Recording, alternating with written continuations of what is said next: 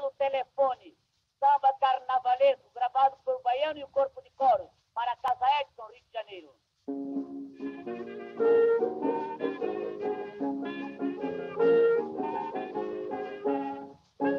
O chefe da folia pelo telefone manda me avisar que com alegria não se questione para se brincar.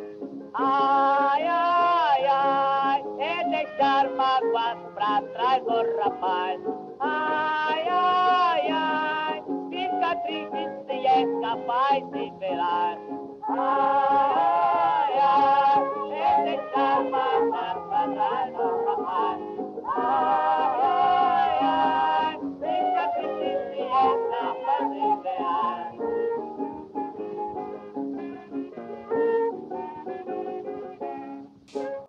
Olá pessoal, meu nome é Alexia, eu sou graduanda de História, licenciatura pela Universidade de Passo Fundo. E a proposta desse vídeo é que trabalhemos a Primeira República e o nascimento do samba. Mas vocês podem estar se perguntando como a Primeira República se relaciona com o nascimento do samba.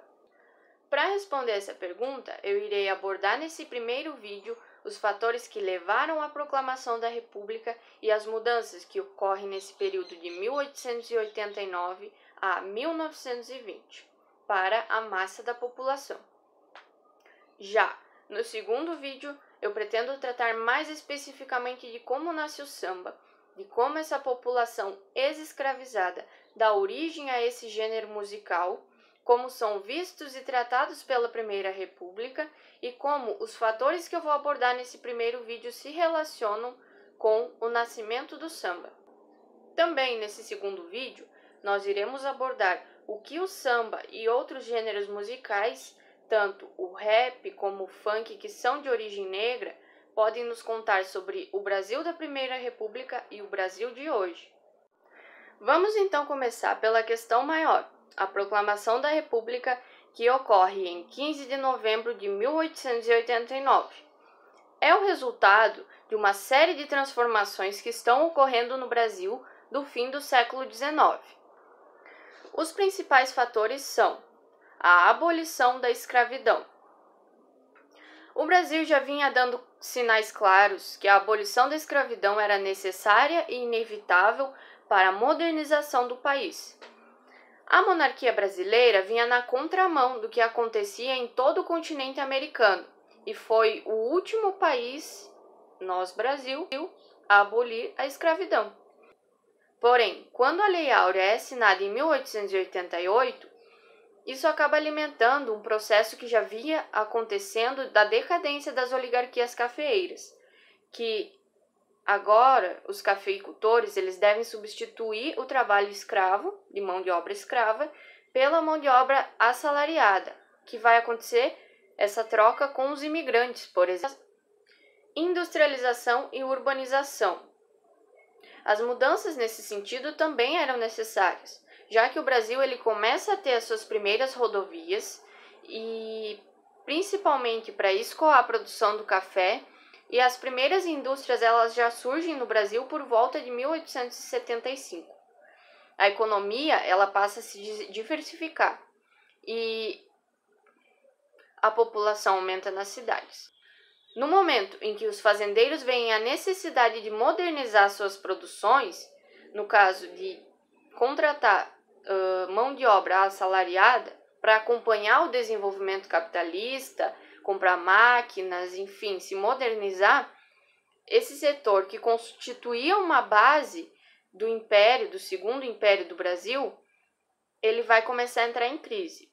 Ou seja, o Brasil do segundo império, um Brasil que escora sua economia na agricultura, principalmente no cultivo do café, na mão de obra escrava, não vai dar conta de suprir as transformações necessárias para o desenvolvimento do país. Militares e republicanos. Havia ainda um amplo apoio à ideia republicana, que, na sua origem da palavra, significa coisa de todos, coisa para todos, coisa pública. Então, havendo esse apoio à ideia republicana, houve a organização do Partido Republicano, que contava com pessoas de classe média e até mesmo alguns grandes produtores de café. Então, as ideias da República já circulavam no país e também eram disseminadas no exército, principalmente depois do fim da Guerra do Paraguai, que acaba em 1870. Os militares, eles se sentem mal compensados por essa guerra e vão ver a ideia da República com bons olhos. Então, basicamente, a proclamação da República aconteceu pelos fatores abolição, industrialização e urbanização, insatisfação militar com a monarquia e adesão aos ideais republicanos.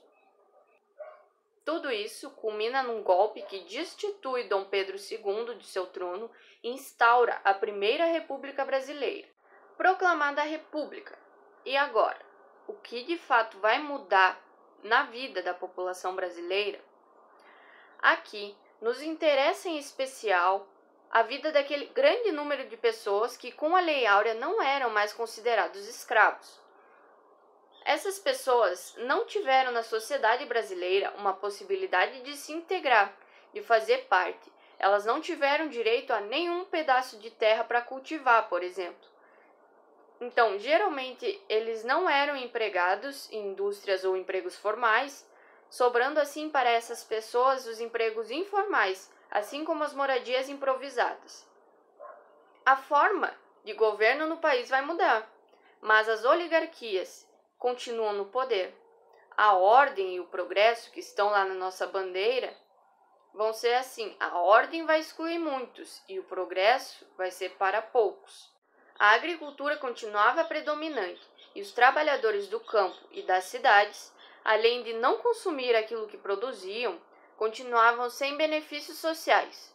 Não há uma efetiva melhora de qualidade de vida com a proclamação da República para as grandes massas, para o povo. Uma prova da insatisfação popular e da situação de precariedade que vivia a maioria da população está na eclosão de algumas revoltas que acontecem nessa época e serão duramente reprimidas pelas forças republicanas.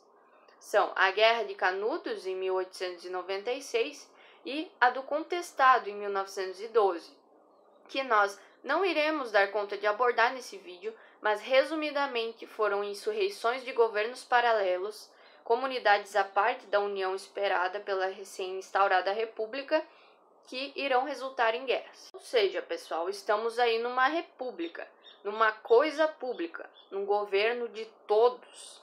A abolição veio e, na teoria, não temos mais escravidão no Brasil. Mas, na prática, essa república não era realmente para todos.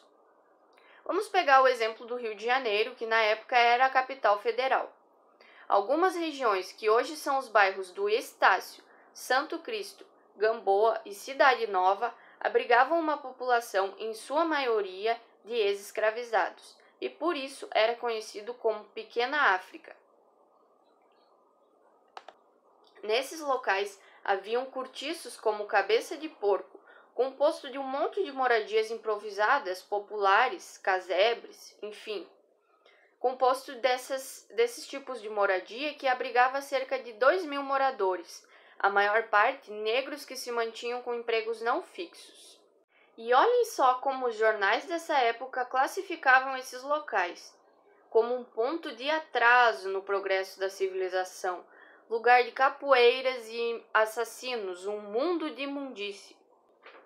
Um detalhe, pessoal, é que a capoeira nessa época ela vai ser proibida, porque a capoeira e os jogadores de capoeira, os grandes capoeiristas, eles tinham o poder de até mesmo desarmar um policial se quisessem. Então, isso representava uma afronta que os governos não queriam que existisse no Rio de Janeiro e também em outros locais do país. O detalhe também é que hoje nós temos a capoeira como um patrimônio brasileiro, como símbolo, significado realmente da resistência dos escravos, dos ex-escravizados, dos negros do nosso país. E é importante que se traga esse tipo de notícia para a gente ver como a conotação pejorativa está presente nessa matéria de jornal, como está presente ainda hoje no nosso país, em relação a tudo aquilo que vem da cultura negra. Então, a abolição dos escravos foi feita juntamente com a República, mas o pensamento em relação a essa população, o pensamento em relação aos negros, o racismo propriamente dito, ainda se mantinha. E será que em algum momento da história do nosso país o racismo foi abolido? Um dos maiores exemplos de como a nova república e seus oligarcas, as elites, viam essas populações que moravam nos cortiços, está na campanha que será feita no Rio de Janeiro, logo no início da Primeira República. Nesta campanha cívica determinada para promover a urbanização e a higienização do Rio de Janeiro, principalmente do centro da cidade, lugares como Cabeça de Porco vão ser alvo. E, em janeiro de 1893, um batalhão de infantaria vai botar abaixo o cortiço, obrigando a maioria dos 2.000 moradores a subir e desbravar os morros próximos, como o Morro da Previdência, utilizando-se de materiais improvisados para construir os seus abrigos.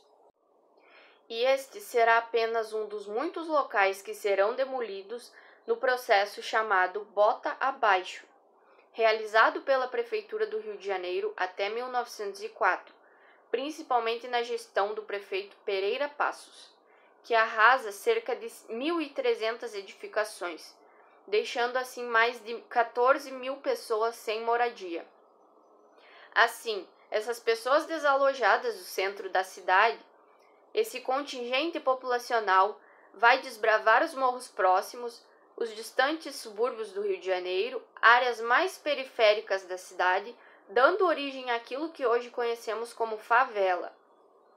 E esse processo se repetirá ao longo do período da Primeira República e até posteriormente, em praticamente todas as grandes cidades do país. Esse processo de botar abaixo as moradias da população mais pobre também vai ser um dos fatores de uma grande revolta que acontece no Rio em 1904, chamada a Revolta da Vacina. Essa população, despejada do centro da cidade, com suas moradias demolidas, vão se instalar nos locais periféricos. Esse desalojamento ocorre também porque na capital havia um surto de varíola e os cortiços eram considerados locais insalubres de proliferação dessa doença. Para o combate, foi estabelecido então a demolição dos cortiços, que também estavam sendo demolidos pela reconstrução do centro da cidade, e a vacinação obrigatória de toda a população. Essa vacinação foi comandada pelo sanitarista Oswaldo Cruz. Então, façamos o exercício de se colocar no lugar dessa população. Podemos imaginar como deve estar desestruturado, despejado do seu local de moradia, e provavelmente a maioria nunca tinha visto uma injeção na sua frente em toda a vida, pois a saúde pública de acesso a todos era algo bem distante dessa realidade de 1904, e os funcionários que eram encarregados dessa vacinação, eles adentravam as casas com toda a força, praticamente arrombavam, e eles vacinavam essa população à força. Então, esse procedimento ele vai ser logo visto como uma forma de erradicar os pobres, a população mais pobre. As pessoas tinham medo, elas eram desinformadas sobre o papel da vacina, o que vai nos levar a ter essa grande revolta nas ruas do Rio entre 10 de novembro de 1904 e 18 de novembro de 1904. Então, que mudanças temos efetivamente com a proclamação da República? Vamos lá. Economicamente, o Brasil continuava um país agrário, baseado no café, principalmente. Politicamente, a forma de governar o país tinha mudado, mas isso não significa maior representatividade. O voto dito universal, ele era masculino para os maiores de 21 anos, que não fossem analfabetos e que não frequentavam escolas militares ou fossem padres, sendo que o analfabetismo em 1889 era de 85%, o que faz com que apenas uma pequena parte da população possa votar, e mesmo votando, a maioria das eleições eram fraudadas, ou por voto de cabresto, ou por outras técnicas estranhas utilizadas pelos candidatos para forjar as eleições.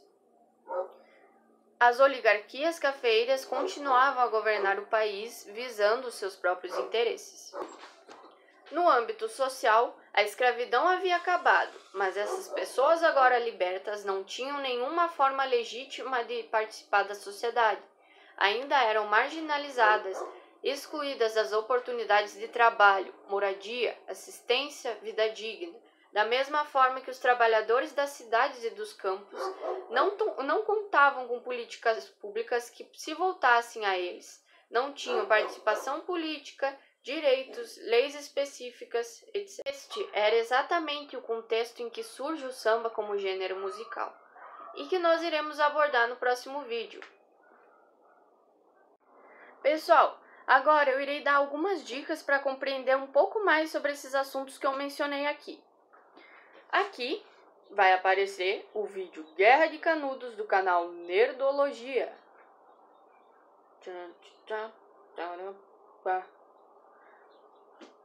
Guerra do Contestado, resumo animado. Filme Canudos.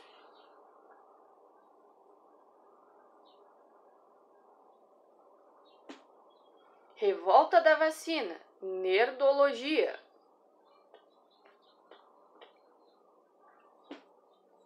Paródia musical, Vacina e Revolta da Vacina.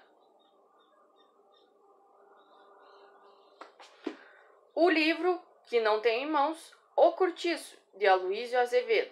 É um livro que retrata as condições das populações dos cortiços no Rio de Janeiro. Algumas das referências historiográficas que eu me baseei para construir essa videoaula são o livro Da Monarquia à República, Momentos Decisivos, da historiadora Emília Viotti da Costa, também disponível em PDF. E os livros da série História Geral da Civilização Brasileira, o tomo 3, os volumes 8 e 9, que eu tenho em mãos. Esse é o 8. Obrigada, biblioteca, por nos ajudar nos momentos de estudo. É isso aí, pessoal. Obrigada por assistirem.